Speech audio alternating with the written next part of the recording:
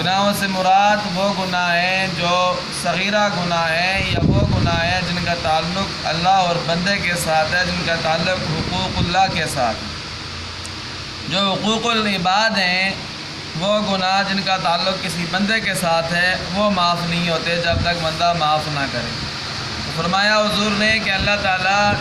افطاری کرانے والے کے گناہوں کو معاف فرما دیں گے۔ وَعِتْقَ رَقَبَتِهِ مِنَ النَّارِ، اس کی گردن کو جہنم سے آزاد کر دیں گے، اور اس افطاری کرانے والے کو بھی اتنا ہی ثواب ہوگا جتنا روزہ دار کو اللہ تعالیٰ ثواب عطا فرمائیں گے،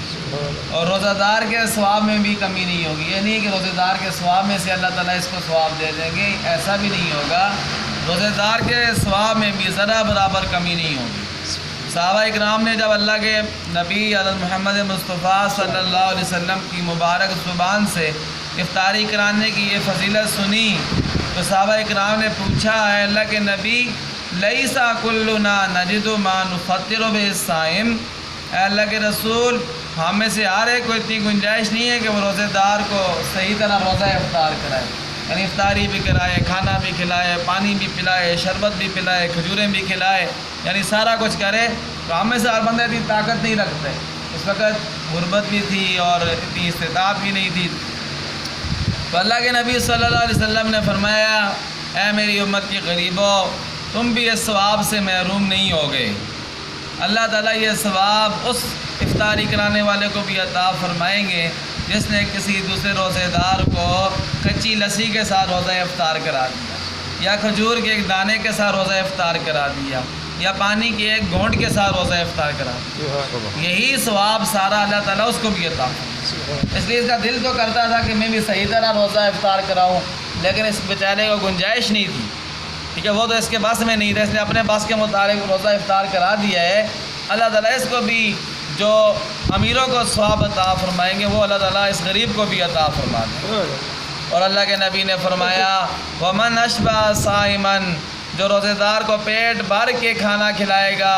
تو اللہ تعالیٰ اس کو میرے حوض کوثر سے پانی پلائیں گے، اور ایسا پانی پلائیں گے کہ اس کے بعد وہ اس وقت تک پیاسا نہیں ہوگا جب تک جنت میں داخل نہ ہو جائے، یعنی اس کی پیاس ختم ہو جائے۔ جنت کے بعد تو پیاس ہے ہی نہیں،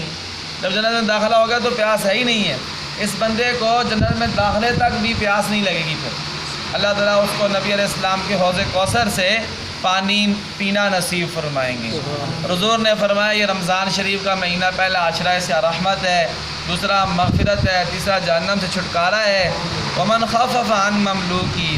جو بھی اس رمضان کے مہینے میں اپنے ماتحت کا کام ہلکا کر دے گا، شوہر ہے تو اپنی بیوی کا کام جو ہے وہ ہلکا کرتا ہے، کھانے پکانے کا، گھر کے کام کا زیادہ سختی نہیں کرتا ہے، کوئی مالک ہے تو اپنے نوکر کا، اپنے ملازم کا کام ہلکا کر دیتا ہے، اس لیے کہ اس کا روزہ ہے، ملازم کا یا مستری کا یا مزدور کا،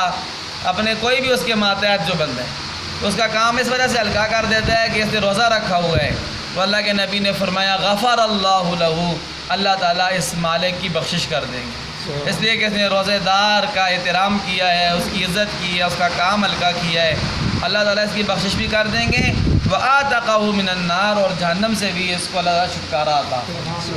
ہاں، اگر ملازم نے روزہ ہی نہیں رکھا ہوا ہے، پھر روزے خور ہے،